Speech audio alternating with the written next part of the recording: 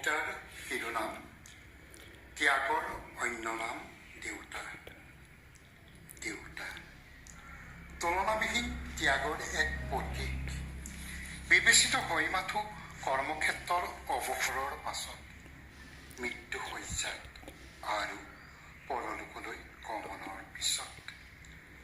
সন্তানৰ আবদাৰ পূৰাওঁতে কেতিয়াও কোনেও নকয়, দেউতা তুমি এযোৰ নতুন কাপোৰ ল'বাচোন, তোমাৰ চেণ্ডেলযোৰ এৰাই গ'ল, জোতাযোৰ ফাটিছে, তোমাৰ চুলিবোৰ বগা হৈ গ'ল, ৰং কৰি দিম দিয়া।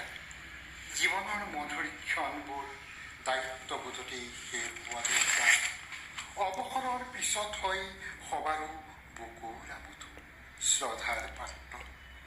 মৃত্যুপথৰ যাত্ৰীগৰাকী হৈ পৰে অতি আদৰৰ, নিজৰ বাবে কৰিবলৈ তেতিয়া যে নেথাকে একো, থাকে মাথো বুকুৰ অভ্যন্তৰত গভীৰ ব্যথা।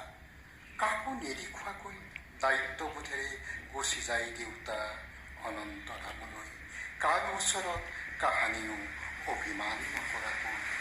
ধন্যবাদ।